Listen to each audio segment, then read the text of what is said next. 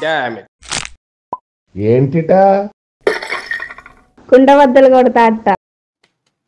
నమస్కారం, కుండబద్దలు ప్రేక్షకులకి స్వాగతం. నేను గౌతమ్ కాటా. నిన్న వైఎస్ జగన్మోహన్ రెడ్డి పల్నాడు జిల్లా రెంటపాళ్ల గ్రామంలో నాగమల్లేశ్వరరావు అనే ఆయన విగ్రహం ఆవిష్కరణకు వెళ్ళాడు. అక్కడ దర్శనమిచ్చిన కొన్ని ఫ్లెక్సీల మీద ఈ రోజున పెద్ద రగడే జరుగుతోంది.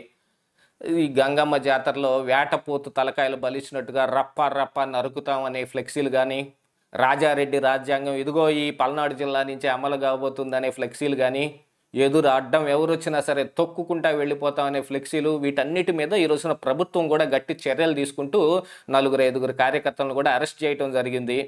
దీంతో పాటుగా అసలు ఇలాంటి వాటన్నిటికీ బీజం గతంలో పొదిలిలో మరి వైఎస్ జగన్మోహన్ రెడ్డి పొగాకు రైతులను పరామర్శించడానికి వెళ్ళినప్పుడే పడింది. అక్కడ కూడా ఇలాంటి ఫ్లెక్సీలు దర్శనం ఇచ్చాయి. ఇలాంటి ఈ సంస్కృతి మరి వైసీపీ కార్యకర్తల్లో స్వయంగా తమకే పుట్టిందా, లేదు వైసీపీయే ఇలాంటి ఒక స్కెచ్ని వేసి అశాంతి రేగొట్టి అసాంఘిక శక్తులని అందరినీ ఉద్రేకపరచడానికి చేసిన ఒక ప్రయత్నమా అనే దాని కోణంలోనే ఈ రోజున పోలీసులు కూడా చర్యలు తీసుకుంటూ ఉన్నారు. అసలు దీని వెనక జగన్మోహన్ రెడ్డి స్కెచ్ ఏమైనా ఉందా, ఉంటే తదుపరి జగన్మోహన్ రెడ్డి ఏం చేయబోతున్నాడు అనే దాన్ని ఈ వీడియోలో నేను మీకు పూర్తిగా వివరించే ప్రయత్నం చేస్తాను. వీడియో నచ్చితే కనుక ఖచ్చితంగా లైక్ చేయండి, ఇంకా 10 మందికి షేర్ చేయండి. కుండబద్దల్ ఛానల్ని ఇంకా చాలామంది సబ్స్క్రైబ్ చేసుకోకుండానే చూస్తూ ఉన్నారు. మా వీడియోలు నచ్చినట్టయితే ఖచ్చితంగా మన ఛానల్ని సబ్స్క్రైబ్ చేసుకుని బెల్ సింబల్ కూడా ఆన్ చేసుకుంటే చాలా తొందరగా మన వీడియోలు మీ దాకా చేరతాయి. నిన్న కుండబద్దల్లో ఒక వీడియో పెట్టడం జరిగింది, కొడాలి నాని అరెస్ట్ అనే దాని మీదట. కాకపోతే అది ఒక పెద్ద భయంకరమైన తప్పు కింద పరిణమించింది. ఆ వీడియోలో నేను చాలా తప్పుడు ఇన్ఫర్మేషన్ ఇచ్చాను. దానికి నేను చాలా సిగ్గుపడుతూ ఉన్నాను. నేను చేసిన ఈ తప్పు మళ్ళీ జరగకుండా చూసుకునే ప్రయత్నం చేస్తాను. నేను ఎవరో కామెంట్ కూడా పెట్టారు, బ్రేకింగ్ న్యూస్ తొందరగా వేయాలనే ఆత్రంలో నీకుండే బద్దలైపోయింది అని. నా దగ్గరికి ఇన్ఫర్మేషన్ 10:30కే వచ్చినా కానీ దీని గురించి నేను 2 గంటల పాటు వాకప్ చేసిన తరువాతనే వీడియో చేశాను.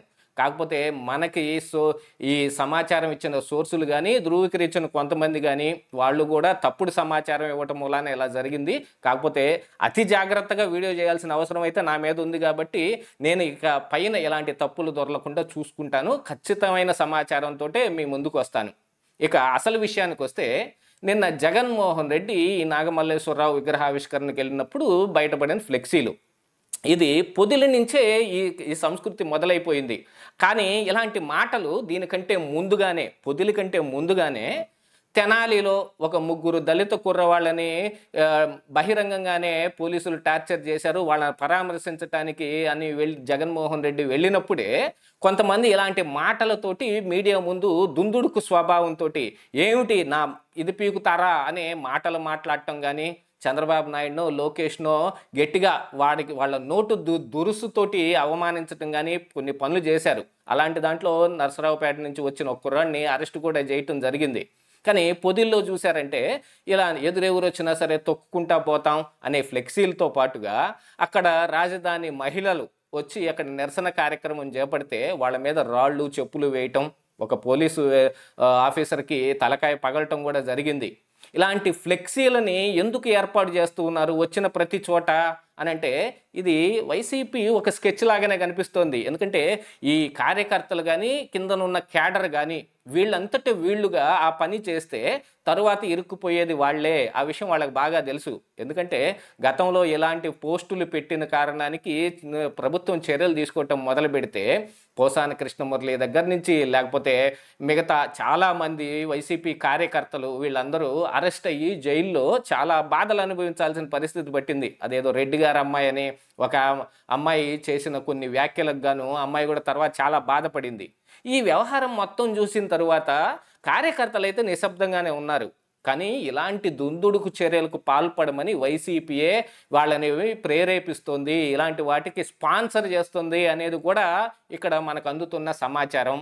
ఎందుకంటే ఇప్పుడున్న శాంతి భద్రతల్ని చెడగొట్టే విషయంలో కానీ అశాంతి రేగొట్టి ప్రభుత్వం వీళ్ళందరినీ అరెస్ట్ చేసే పని మీదనో లేకపోతే మరి చర్యలు తీసుకునే పని మీద ఉంటే ఇదిగో కక్ష సాధింపు చర్యలు, ఎంత రెడ్ బుక్ రాజ్యాంగం అంటున్నా, ఎంత కక్ష సాధింపు చర్యలు అంటున్నా, ఇప్పుడు అరెస్ట్ అవుతున్న వాళ్ళ మీద ఎటువంటి సింపతి రావటం లేదు. ఎందుకంటే పోసాని కృష్ణమురళి అరెస్ట్ కానీ, లేకపోతే వల్లభనేని వంశీ అరెస్ట్ కానీ, లేకపోతే ఈ పిన్నెల్లి రామకృష్ణారెడ్డి అరెస్ట్ కానీ, వీటేటి మీద ప్రజలంతగా తీవ్రంగా స్పందించలేదు.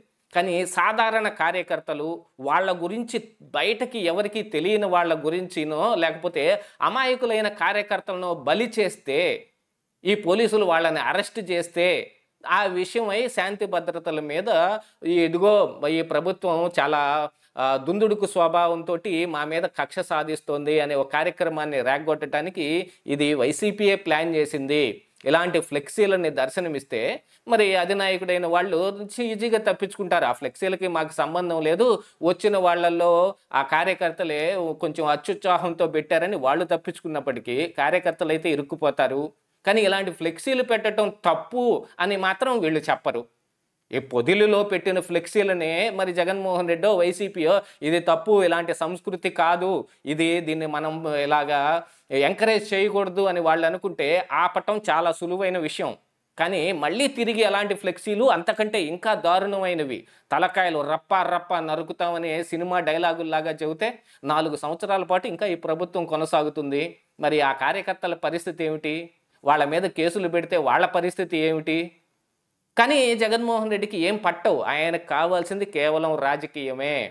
ఎప్పుడో గత సంవత్సరంలోనే, అందున ఈ ప్రభుత్వం ఇంకా అధికారంలోకి రాక మునిపే చనిపోయిన నాగమల్లేశ్వరరావు విషయం అయ్యే ఇప్పుడు ఇంత పెద్ద గోల చేయడానికి సంవత్సరం తర్వాత పూనుకున్నారు అని అంటే దాంట్లోనే తెలిసిపోతుంది.